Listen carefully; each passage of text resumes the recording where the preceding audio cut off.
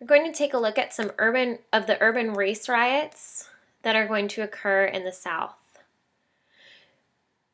I just want you to take a look at the picture and consider who you think the soldiers are, why they're there, what might have started this urban riot to begin with, and who might have set the fire.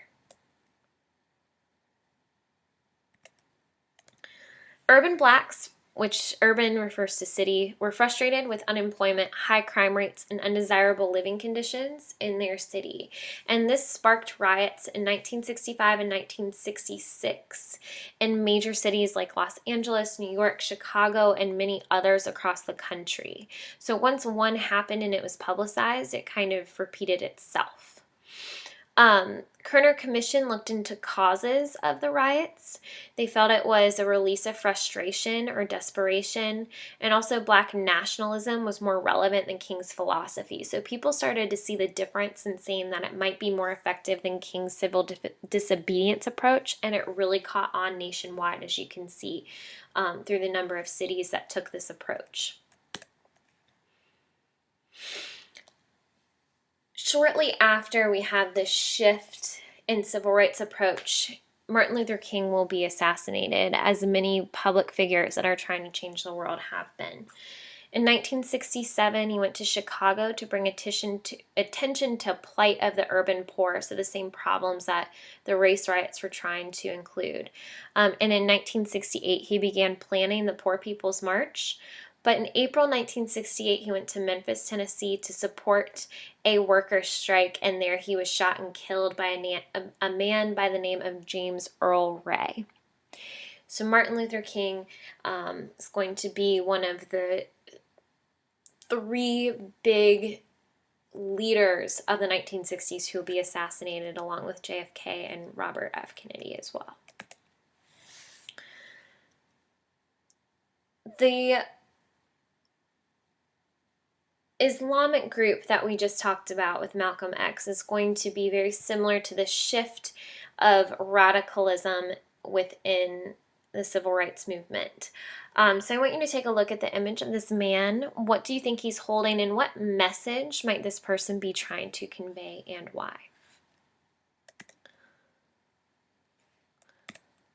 In the mid-1960s, some African Americans abandoned nonviolent resistance, or King's approach, and they're going to take on the approach of black militancy.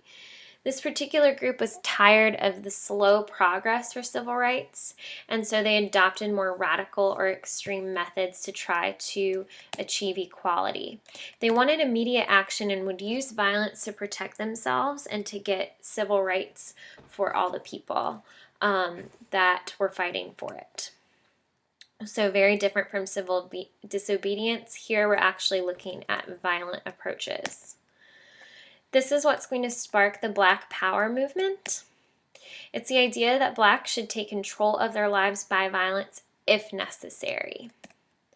They preached racial distinctiveness. So yes, there is a difference between someone who's black and who's white. It doesn't mean that they should be treated as one is lesser than the other, but that there are differences. So this also sparked a feeling of pride in African Americans, and also a kind of automatic leadership role.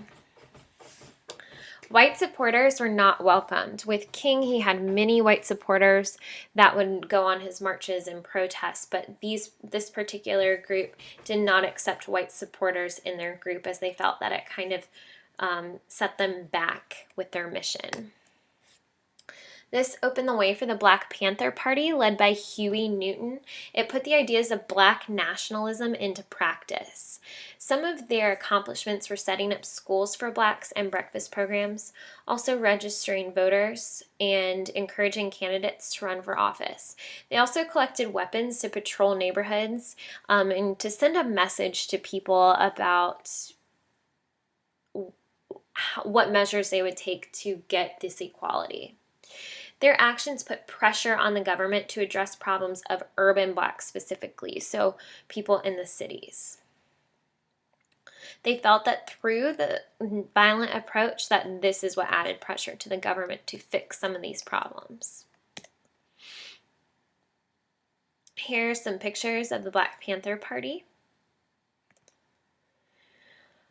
So what legacy did the civil rights movement leave behind? How did it change the rights for all people in our nation? It passed some of the most important legislation since the Reconstruction movement after the Civil War. The Civil Rights Act of 1964, Voting Rights Act, and the 24th Amendment are among the most important. Also, the Civil Rights Act of 1968, which ended discrimination in housing. So this would be even outside of schools. Many African Americans, as a result of some of these acts being passed, went to high school and finished college. So closing the gap between the education gap between the two races. This gave African Americans greater pride in their racial identity and increased the number of Black Studies programs within schools to try to raise awareness about issues that have happened in the past. Also, African Americans began appearing more frequently in movies and television at an equal level with whites. And more African Americans were registered to vote, which changed their voice in our nation's government. There was a dramatic increase in the number of African Americans holding public office, which also changed the role, the leadership of our country as well. So the civil rights movement of the 1950s and 60s accomplished a number of things and made great strides through the acts of Martin Luther King and also of the Black nationalism movements and some of the radicalism movements. Although today there's still arguments that there are inequalities amongst races and that there are people that still don't see races as equal. This made racial equality legal under law.